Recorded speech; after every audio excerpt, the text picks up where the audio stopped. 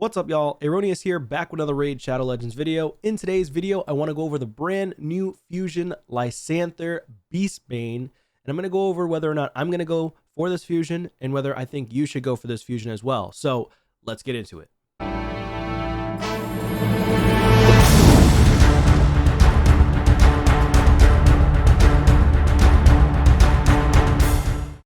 Alright, so a real quick blurb of LYSANTHIR. He's going to be a brand new high elf champion coming into the game starting tomorrow, Monday, April 7th. At the time of this recording, it is Sunday, April 6th.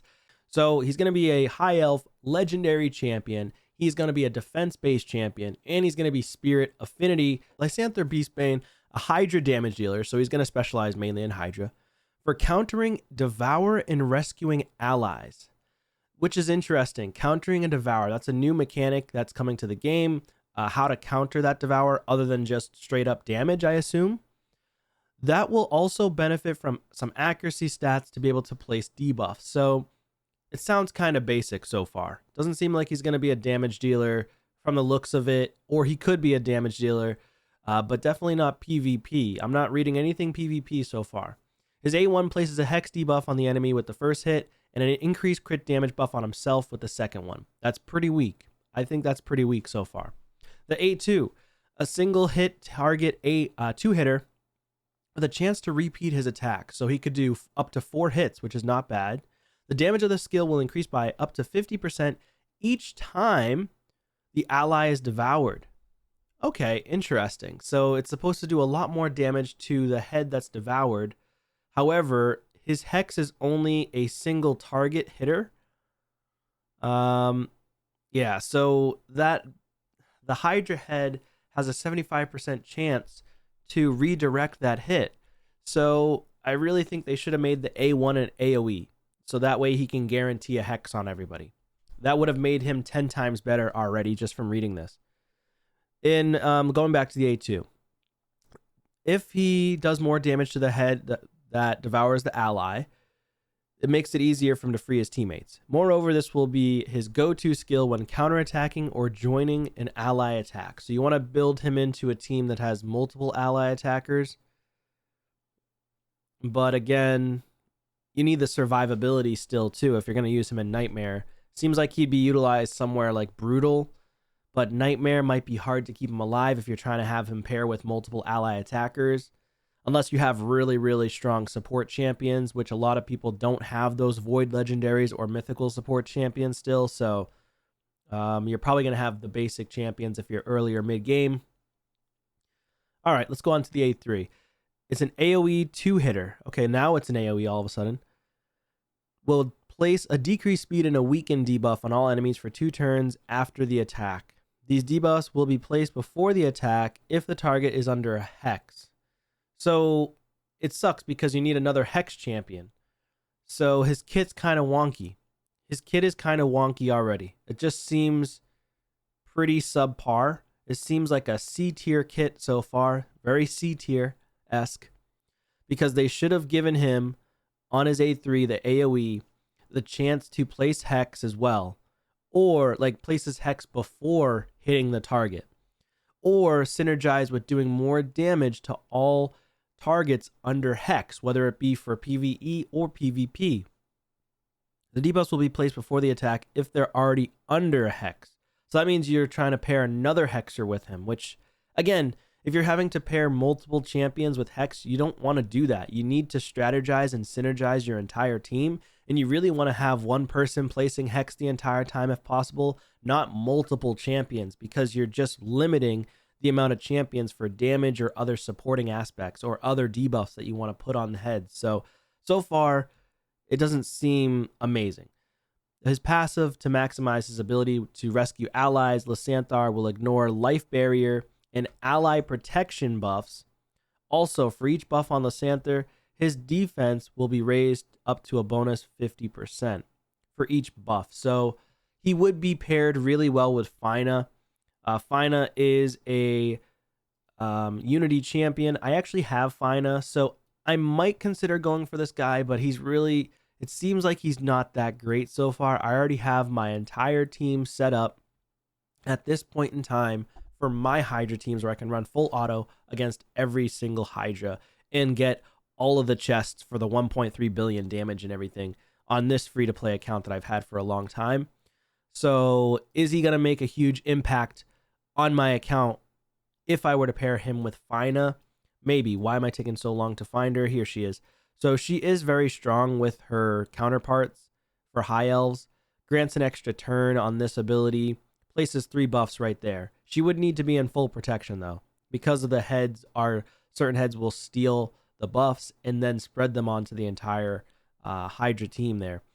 So this one here, block debuffs, block damage. So you'd have to have multiple high elves to make it so that this cannot be removed. These buffs cannot be removed. So 3 of them. So you need her, and then 1, 2, 3. So like 4 high elves is kind of crazy. Kind of crazy, right? So you would need to have her, LYSANTHIR, Arbiter, and then who else is actually strong? Like who else is legit in the Hydra? I don't know.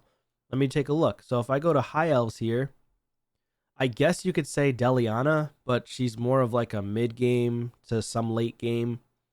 She's not like an insane damage dealer. Totora's pretty good. He's decent for damage, not insane though. He can't place freeze on the Hydra. He has Brimstone, that's helpful, but he's not like an insane damage dealer. Basilius Roanus, I just wouldn't use him. He does place block buffs on the A1, which is great. But if he placed block buffs on all enemies, that would be insane. Then he would be a better Hydra champion. And you can't stun the enemy, but you can do damage to the enemy. This is Basilius's best ability right here for high damage. If the head's devoured, he hits a lot of damage. Probably like 2 million or so damage, maybe more from this hit. And then Lanatharil. Okay, that's a good one. So it would have to be like Arbiter, Lanatharil, like Deliana maybe, put her in a Hex set or a Provoke set. She could be decent. She has block buffs as well. I don't have mine booked, so I wouldn't get the best out of her. So she's all right. I guess you could pair with like Royal Guard, who does the AoE enemy max HP. But again, that's for like early or mid game, some late game players. Yannicka used to be insane for the billion damage team where she did the damage based on the shields. Yeah, I mean, it doesn't feel like there's just not a lot of crazy chance. Oh, okay, here's a good one. Strategos Islin with the provokes, decreased speed on all enemies. He could be the tank. Yeah, I mean, he could be okay. It's just, I personally wouldn't end up building a team around this one guy. That's the issue. As of right now, I wouldn't be building a team based on his kit just around this guy. I'll probably try to go for him, but I'm not going to make it a big thing. If I don't get him, I don't get him. So let's go ahead and take a look at the champion himself. All right, so we've got LYSANTHIR here. Decent looking champion. He does look really cool. I do love the aesthetics of this champ. I like him a lot. The looks are great, obviously. They do a great job. They knock it out of the park with the looks of champions. Let's take a look at his skills. Attacks one enemy 2 times. First hit, 75% chance of placing a Hex for 2 turns. Places an increased crit damage buff on himself for 2 turns. Very selfish skill. If he placed it on all enemies all allies for 2 turns, then that would be much, much stronger in my opinion. I think they should just give that to him. I think they should also make the Hex an AoE, and then it would make him much more viable. If they did that, he would be a B tier, B plus, even maybe an A tier champion for Hydra just because of that skill. And then Willy Hunter. Oh, Willy Hunter. Attacks one enemy 2 times. 20% chance of repeating the attack. Only 20% chance. Not super high in terms of, so you're not going to get this that often. You will get it if you have good RNG, but you're not going to get the 4-hitter all that often. When this champion counterattacks or teams up with all allies to attack an enemy, will use this skill instead of their default skill. The damage inflicted with this skill increases by 10% each time an ally is devoured, stacks up to 50%. So basically you're hoping that you continuously get devoured. So it's a long fight. He's in it for the long haul, but you also have to consider trying to keep him alive for the long haul too. And what happens if he's the one that gets devoured? Then what? It's like, all right, well, now he's devoured. So you have to have another damage dealer with him. I don't know. It just seems kind of meh so far. I I feel like he has to hit crazy hard in order for you to want to really go for him. And I already did see a video on him, and he was not really the best in my opinion.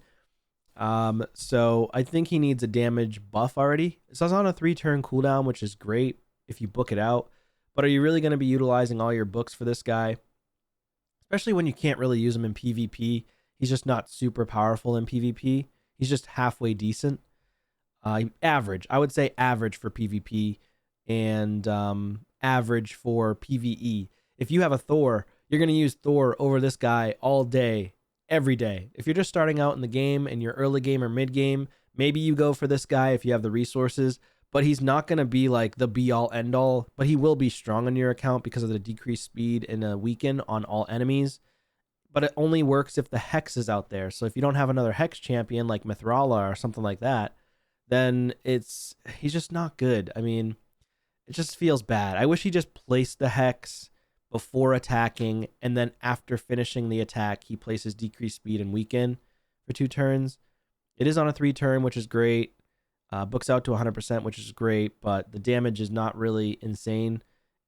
And then for a survivalist, ignores life barrier and ally protection buffs, but he is green spirit affinity, and so you could get weak hits, so it doesn't really matter, right? Life barrier and ally protection. I mean, whoop-de-doo, Basil. Whoop-de-doo. I mean, that's not that crazy. And life barrier is just specifically for Hydra. And yeah, it doesn't really feel amazing. Increases the champion's defense by 5% for each active buff on the champion. Stacks up to 50%, which is not bad. So you're always going to want to have big buffs on him. But if you don't have Fina, or if you don't have other great champions that place a lot of buffs, like, Duchess, CV, so on and so forth, then of course he's not really gonna get full potential. And so you basically have to build a strong team around him in order to make him to work. So at that point, it's like you probably already have other champions anyways that are higher damage dealers than him. Like Thor, my Thor probably out damages him by double, I bet. I can almost guarantee it. If I go for this guy and I get him, I'll try to do some testing and see Thor versus him. But I feel like Thor is just going to out damage this guy, outclass this guy any day of the week, especially in PvP as well. And then increases ally defense in all battles by 28%. Again, whoop-de-doo. They should have gave him a speed aura in all battles. They should have gave him a 25% speed aura in all battles. That would have been 10 times better than an increased defense in all battles. Is he going to be good for high elves? Yes. Is he going to help with faction wars? Yes. Is he going to help with Doom Tower? Yes. So I'd say in other areas of the game, he can be strong. He's not terrible, but he's mainly a PvE champion. And so if you're end game, late game, you're probably not going to go for this guy.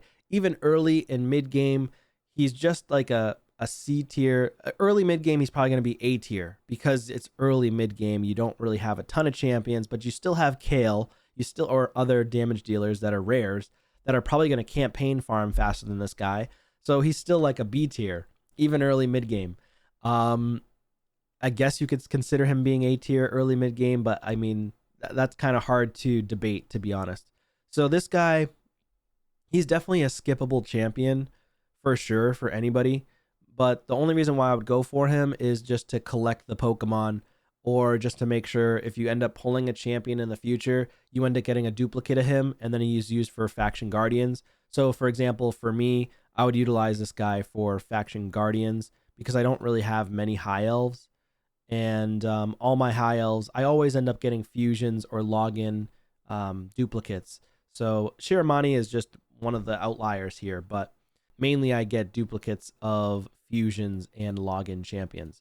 And most people do, to be honest. So anyways, let me know your thoughts in the comments down below. Are you going to be going for this guy, or are you going to say this guy's a bust? I'm just going to skip on him and just save my shards for the next fusion.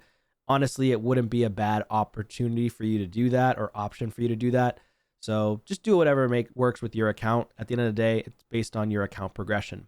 Thank you so much for watching, and I'll see you on a video soon. Take care.